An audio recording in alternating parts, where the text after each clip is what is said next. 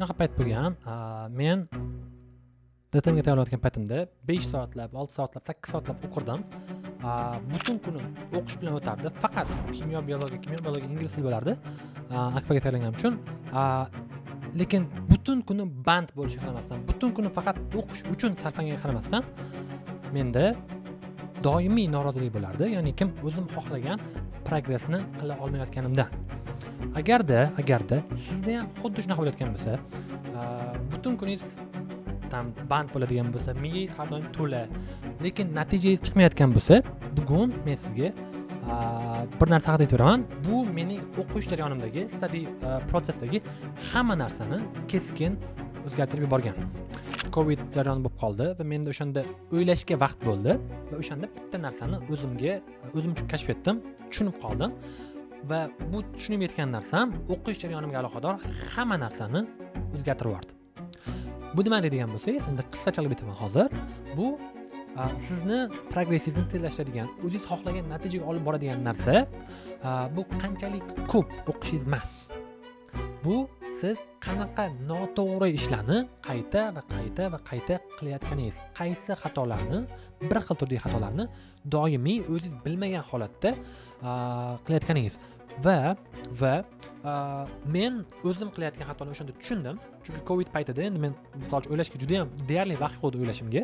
Covid paytida uyda o'tirib o'ylashga vaqtim bo'lgan va o'sha o'ylaganimdan keyin o'zim qilayotgan xatolarni anglaganman va buni qilishim menga o'sha yil 2020-yilda DTMdan 189 maksimum ball olishimga yordam bergan va keyinchalik IELTSdan 8 oldim, SATdan 1550 oldim. Ya'ni kim O'zbekistonda ko'pchilik topshiradigan imtihonlardan endi men o'zim o'ylashim bo'yicha yaxshi natija oldim va bu natijalar men qanaqadir bir geniy bo'lganim uchun emas. Bu men bitta narsani tushunib yetganim uchun. Ko'pchilik o'quvchilar, ko'pchilik imtihonga tayyorlanayotganlar o'zi men qilyapman deb o'ylamasdan ham doimiy qilib yuradigan xatolarni qilishni to'xtatganimdan murakkab deb o'ylashim mumkin. Men shunchaki o'zim doimiy qilayotgan xatolarni qilishni to'xtatdim. Va bugun ushbu videoda men sizga har bittasi bo'yicha, har bitta o'zim qilgan xato bo'yicha va undan qanaqa xulosa olib, nimani o'zgartirganim va bu menga qanaqa natija olgani bo'yicha aytib beraman. Undan tashqari keyinchalik men o'sha Andrew Huberman Stanforddagi professorning o'qishga aloqador maslahatlarini o'qib, o'rganib, boshqa narsa qilgandan keyin o'zimni study prosesimga, ya'ni o'qish jarayonimga qo'shgan yangi narsalar bor. O'shalar haqida ham gaplashamiz. Well, basically umuman olganda men sizga science, ilm fanga asoslangan study tips, qanaqadir quruq motivatsiya emas, ilm fanga asoslangan sizni o'qish jarayoningizga katta hissa qo'shadigan, progressingizni keskin tezlashtiradigan, demak, o'qishga aloqador tiplar, texnikalar endi shular haqida aytib o'taman.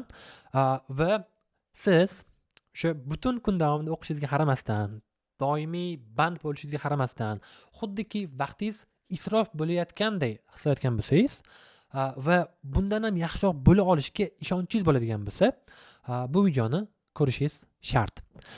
Chunki bu videoni ko'rganingizdan keyin siz nafaqat qattiqroq o'qib boshlaysiz, siz imtihonlarga o'zi qanaqa qilib tayyorlanish kerak, nima qilish kerak emas, aynan uni nima uchun qilish kerak, aynan qanaqa qilib qilish kerak, imtihonlarga qanaqa qilib tayyorlanish kerak. Shu haqida demak ko'p narsa o'rganasiz va bundan keyin yana qaytaraman. Shunchaki smart, ya'ni aytadi-yu, study smart, not hard. Shunchaki smart, hard o'qishni emas, o'zim ham qanaqa qilib o'qishni o'rganasiz va at the end of the day siz o'zingiz arziydigan natijani olishingizga bu yordam beradi, xudo xolasa. Demak, birinchisi, ko'pchilik o'qishni qanaqadir bir painful, og'riqli activity sifatida, o'zini qiynaydigan bir mashg'ulot sifatida qabul qiladi. Qaysidir ma'noda bu to'g'ri, chunki siz o'qiyotgan paytingizda uni natijasini, uni mukofotini birdaniga olmaysiz. Hozir o'qiysiz, harakat qilasiz. Keyinchalik oxirida imtihon topshirganingizda, yaxshi ball chiqqanda va bunda ota-onangiz faxrlanganda, boshqa narsa bo'lganda, o'zingizni yaxshi qilasiz va keyinchalik rewardni olasiz. Lekin miya xohlaydigan, hozirgi ko'pchilik imtihonlarga tayyorlanayotganlarda miya xohlaydigan narsa nima? Effort now, reward, ya'ni kim hozir men nimadir qilsam, hozir o'sha men uni mukofotini olsam. Bu nimaga bo'ladi? Bu ko'pchilikni miyasi qaysidir ma'noda endi xafa bo'lishingiz mumkin. Chiriganidan o'sha brain rot haqida ham gapirilgan. O'sha narsa tufayli. Bu nima uchun bo'ladi degan bo'lsangiz, bu instant gratification tufayli bo'ladi. Instant gratification bu siz aynan hozir birdaniga keladigan dopaminni ortidan qo'yishingiz. O'qish lekin unaqa narsa emas. O'qish TikTokka o'xshamaydi. Shundoq scroll qilganingiz ham birdaniga mazza qilmaysiz, kulmaysiz unda. To'g'rimi? Yoki u gamingga o'xshamaydi. U masalan PUBG ga o'xshamaydi. Shundoq otganingizda yoki yutganingizda let's say birdaniga mazza qilmaysiz. O'qish boshqacharoq activity. It's mentally demanding now. Ya'ni kim hozir boshingiz og'riydi, qiynalishi mumkin qaysidir ma'noda, lekin oxirida siz qilgan ishingizdan o'zingiz faxrlanasiz. Lekin social mediada, gamingda sarflagan vaqtingiz tugaydi, mazza qilasiz qaysidir ma'noda. Lekin agarda imtihonga tayyorlangan bo'lsangiz hozir o'zingizni qanaqadir guilty, aybdor his qilasiz o'sha aktivitadan keyin. Shuning uchun men momon qanaqa qilib eshitganman, atrofingizda bo'lishi mumkin bo'lgan o'qishdan ko'ra fun, ya'ni ki sizga ko'proq bir mazza, bir dopamin olib keladigan aktivitani hammasini chopish kerak.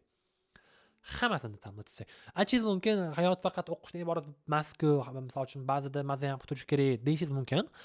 Lekin qishloqda yoki qayerdadir boshqa joyda shunaqa talabalar bor, ularga fan muhim emas. Ularning hayoti yoki ularning miyasi chirmagan. Ular misol uchun boyagi bunga o'rganib qolishmagan, social mediaga, gamingga, boshqa narsalarga. Ularning hayoti faqat o'qish bilan o'tgan. Siz agarda endi topshirayotgan bo'lsangiz, DTMda baland-baland olmoqchi bo'lsangiz, siz ular bilan compete, ya'ni kim ular bilan raqobat qilishingiz kerak bo'ladi. Ular bilan raqobat qilmoqchi bo'lsangiz, fun activity, to'g'ri 9-sinf, 10-sinf, 11-sinf bo'ladigan bo'lsangiz, fun activity shart emas, kerak emas.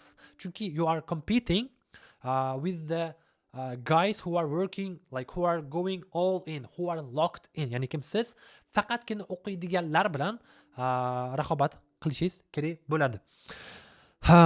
Shuning uchun iloji bo'lsa, hayotingizda qanaqa o'qishdan ko'ra fanroq, mazzaroq, bilmadim endi.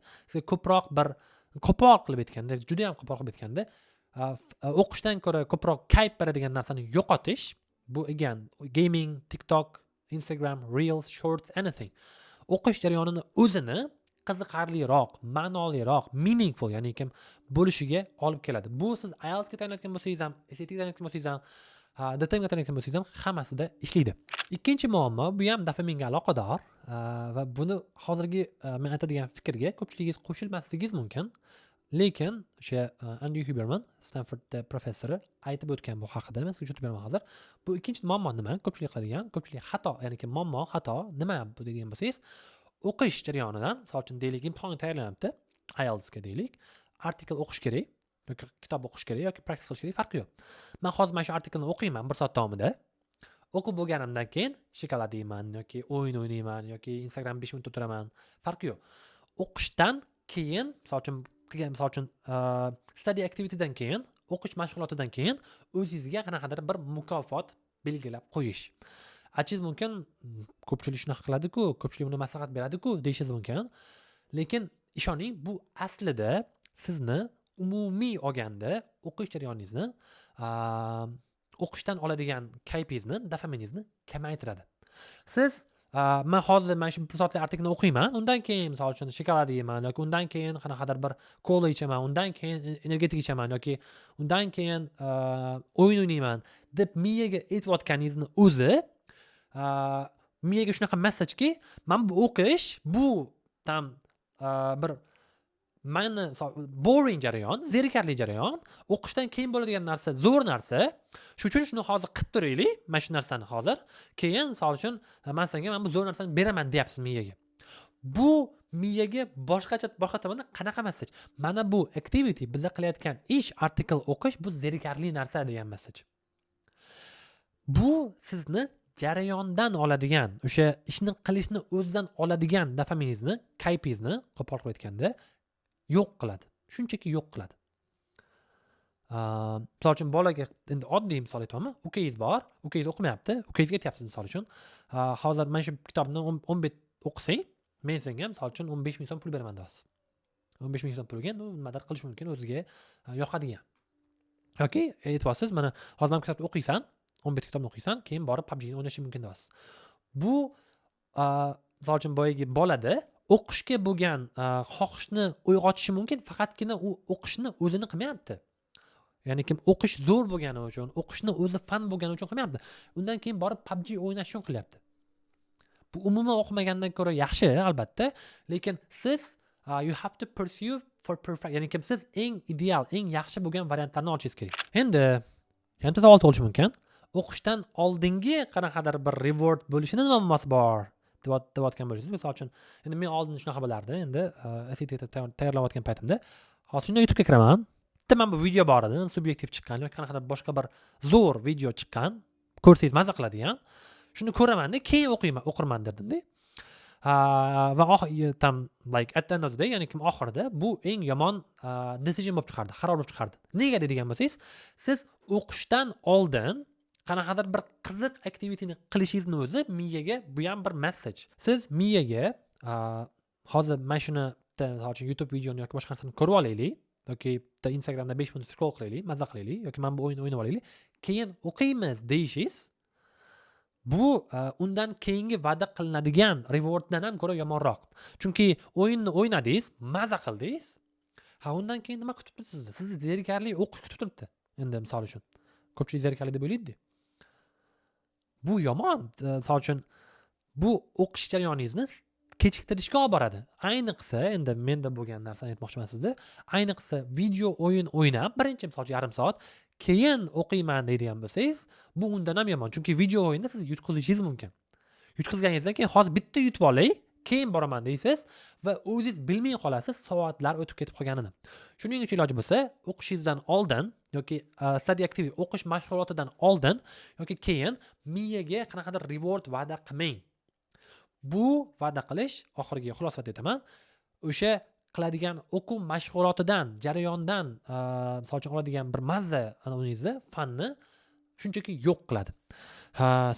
Endi keyingi bunga, keyingi qilinadigan xatoga, keyingi muammoga o'tamiz. Keyingi gaplashadigan narsamiz bu ko'proq mindsetga aloqador, o'qish jarayoniga emas. Bu nima deydigan bo'lsangiz, ko'pchilik o'ylaydiki, testga tayyorlanish davomida men qanchalik ko'p narsani, qanchalik zo'r bilsam, imtihonda yaxshi natija olaman deb. Bu noto'g'ri emas, lekin bu 100% to'g'ri ham emas. Bu qisman to'g'ri. Siz shunchaki ko'p narsani zo'r bilishingiz yetarli emas. Siz ko'p narsani zo'r bilib, imtihonni bosimi bo'lib turgan paytda, o'sha exam pressure deydi, vaqtingiz kam bo'lib turgan paytda o'sha o'ylashni, to'g'ri, yaxshi fikrlashni o'rganishingiz testda yuqori ball olishingizga olib keladi. Bu ko'pincha matematikada bo'ladi, SAT matematika qismida bo'ladi, endi o'quvchilar bilishadi. Siz modul 2 dagi hamma savolni yetarlicha vaqt berganda ishlay olishingiz mumkindir.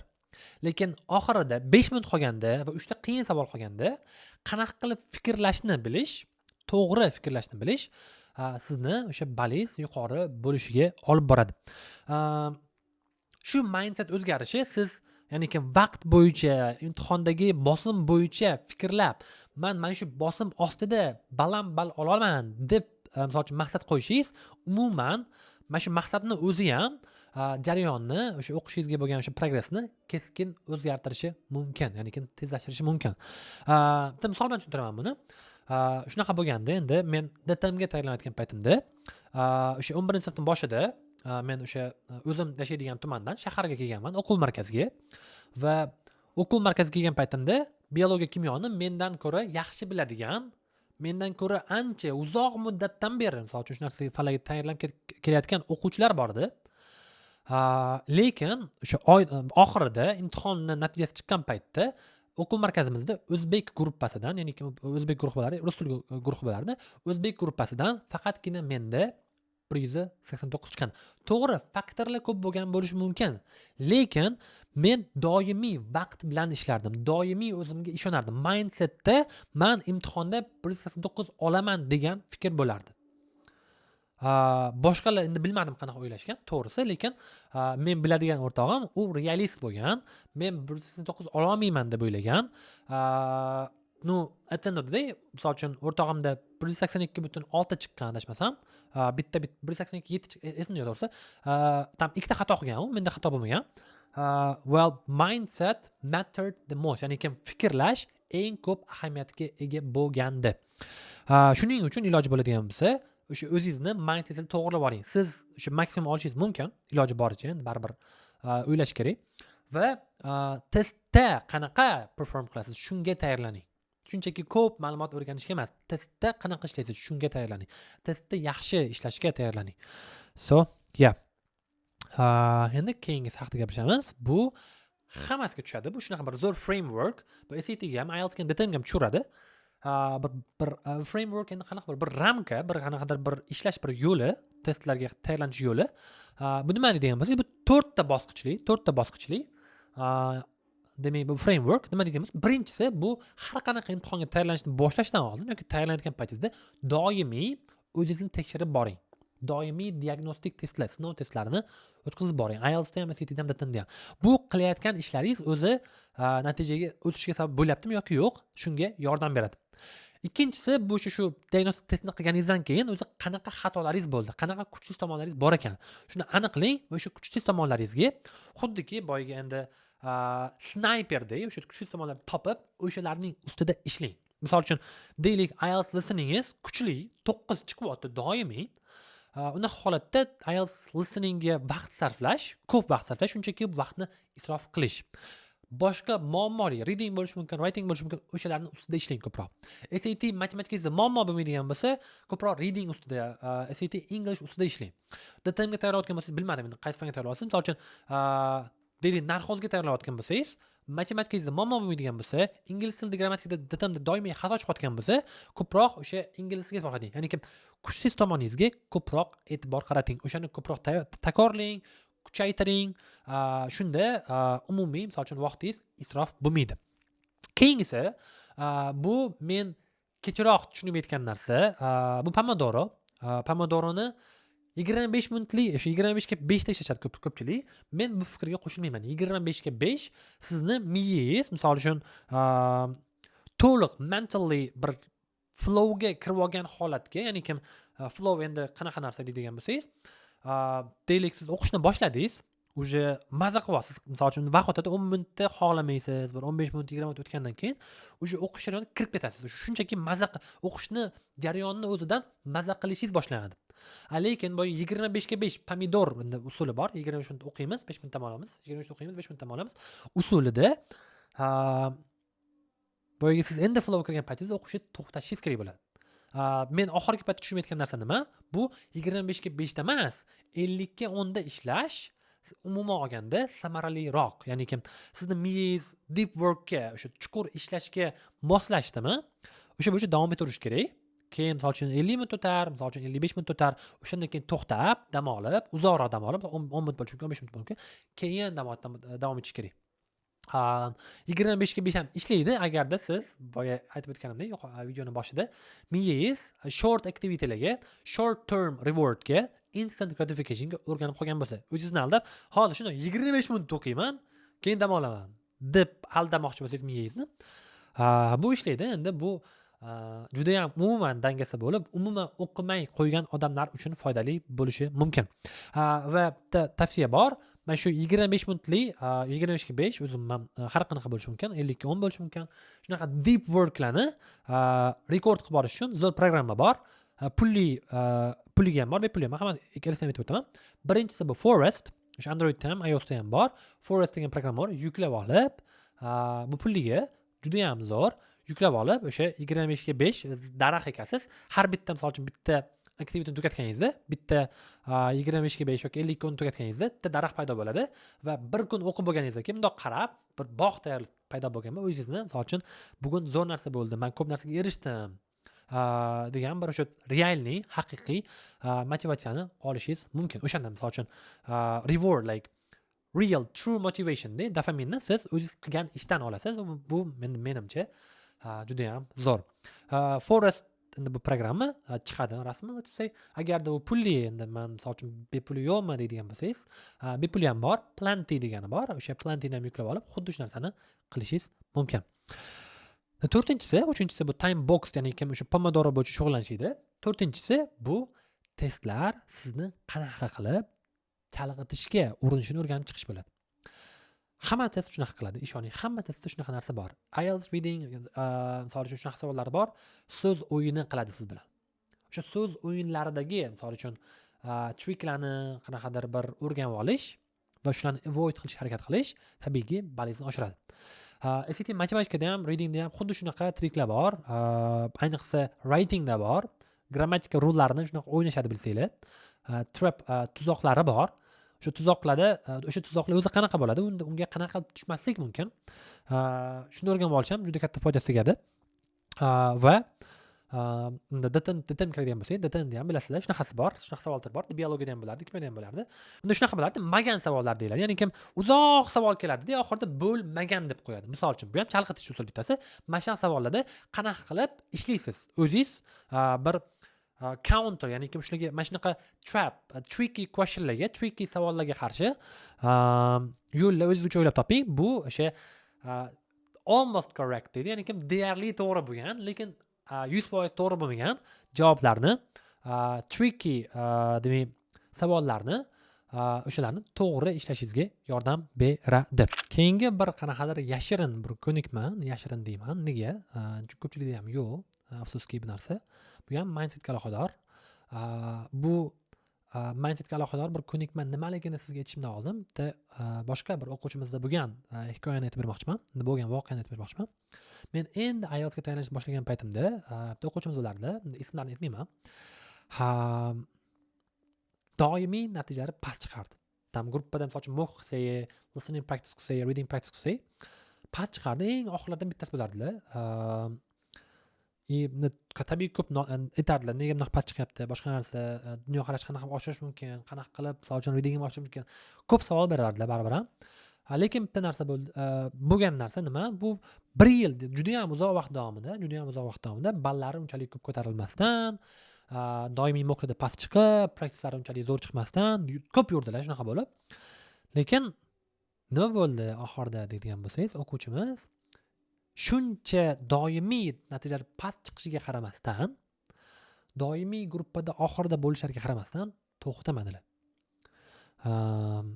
Bu nima bu deydigan. Endi oxirida nima bo'ldi? Oxirida endi to'xtamadilar, xatolarni ishlashda davom etdilar, rivojlanishda davom etdilar va o'zlari xohlagan ball butun gruppamizdagi o'sha IELTS guruhdagi eng baland ballardan bittasi 7,5 oldilar. Endi 7,5 qanaqa 7,5 deydigan bo'lsangiz, agarda speakinglari 6,5 emas 7 bo'lganda overall 8 bo'lardi. Endi bu IELTSga yaxshi natija.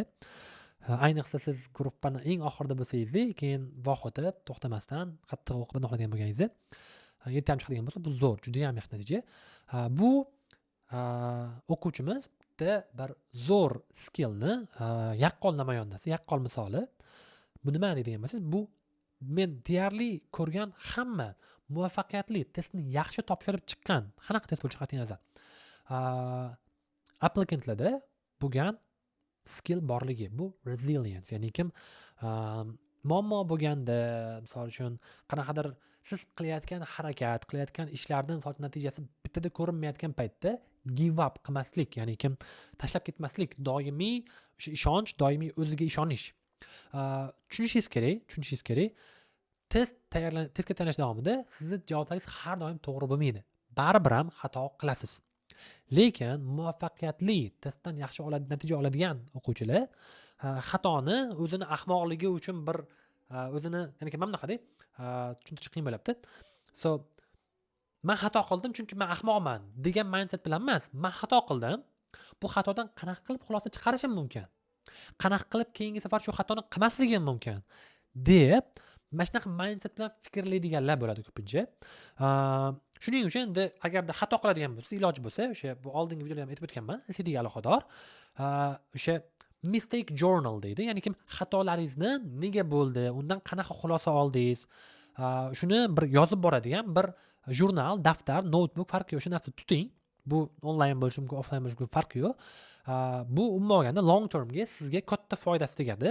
O'sha qilayotgan xatoyingizdan o'zingiz o'rganib, buni qayta qilmaysiz. Chunki endi ustoz sizga nima deyish mumkin, kitobda qanaqa ma'lumot bo'lishi mumkin, lekin eng ko'p o'rganadigan narsangiz bu o'zingizning xatolaringizdan bo'ladi har doim. Ya'ni eng ko'p emas, eng esingizda qoladigani deylik.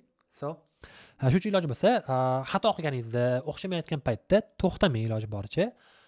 ko'ring, nimani o'zgartirish mumkin, nimani to'g'irlash mumkin, keyingi safar nimani yaxshiroq qilish mumkin, lekin to'xtab qolmang, shunchaki give up qilib ketmang. Bu narsa men ko'rganman, SATda ham, IELTS o'qitganda ham, o'quvchilarimizda bo'lgan. Shunchaki o'xshamayotgan paytda shunchaki give up qilib ketishgan. Lekin o'sha give up qilganlari oxirida aytib o'tganimdek, yomon natija chiqmagan ularda. Va eng oxirgi narsa, videoda aytib o'tishim kerak bo'lgan narsa, va IELTSchilarda menda bo'lardi, ko'p bo'lardi IELTS o'quvchilarimizda. Siz hech qachon ishoning, o'zingizni imtihonga 100% tayyor his qilmaysiz.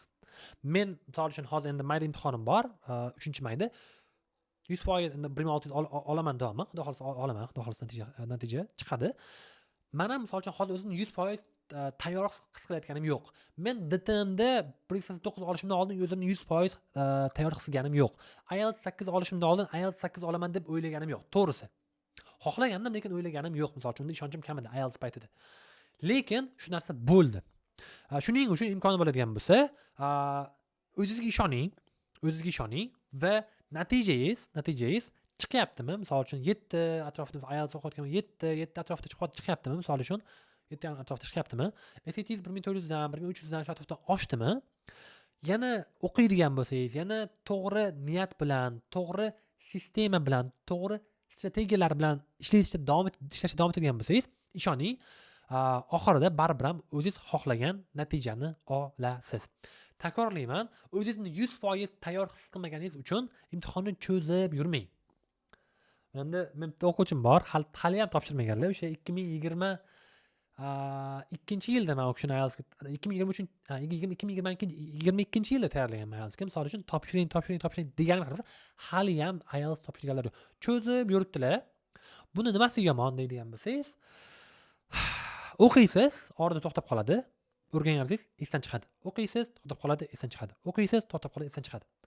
Bu yomon narsa. Mayli o'sha misol uchun daraja bali 8 chiqmas, 8,5 chiqmas, lekin baribir ham endi misol uchun topshirgan yaxshiroq. Cho'zib yurgandan ko'ra. Umuman tayyor bo'lmasdan, topshirish ham xato tabiiyki, lekin natijangiz taxminan o'zingiz xohlayotgan narsaga yaqin chiqyaptimi? Qattiqroq tayyorlaning, imtihon topshiring. Cho'zib yurish bu yomon. Again, niyatingiz to'g'ri bo'ladigan bo'lsa, niyatingiz yaxshi bo'ladigan bo'lsa, o'zingizga ishonchingiz bo'ladigan bo'lsa, imkoni boricha imtihonni topshirib qo'yirish kerak. Videoni ko'rganingiz uchun rahmat. Hozircha shu. Men o'zimga shu imtihonlarga, SATga, IELTSga, DTMga tayyorlash davomida o'zim yordam bergan texnikalarni, tiplarni keyinchalik o'rgangan narsalarni ulashib o'tdim. Foydali bo'lgan bo'lsa, xursandman. Foydali bo'lgan bo'lsa, o'zingizni misol uchun o'qishingizga aloqador, o'qish jarayoningizga aloqador qanaqadir bir o'zgartirish kiritishga sizga undov bo'lgan bo'lsa, xursandman. Faoliyatimizni, qilayotgan ishimizni, mana shu videolarni yana chiqishi uchun imkoni bo'lsa, obuna bo'lib qo'ying. Imkoni bo'lsa, like bosing va IELTSga yoki SATga yoki DTMga tayyorlanayotgan do'stingiz, o'rtog'ingiz, tanishingiz bo'ladigan bo'lsa, ularga ham foydali bo'ladi deb o'ylasangiz, ulashing. Chunki ulashishingiz bilasiz, YouTube'da ushbu videoni YouTube'da rekomendatsiyaga chiqishiga sabab bo'ladi va keyinchalik men ham yana ham xudo xolisa o'zimda ushbu imtihonlarga tayyorlashga yordam bergan tiplarni, texnikalarni ulashishda davom etaman. Hozircha shu. So thanks for watching. So peace guys. See you in the next video.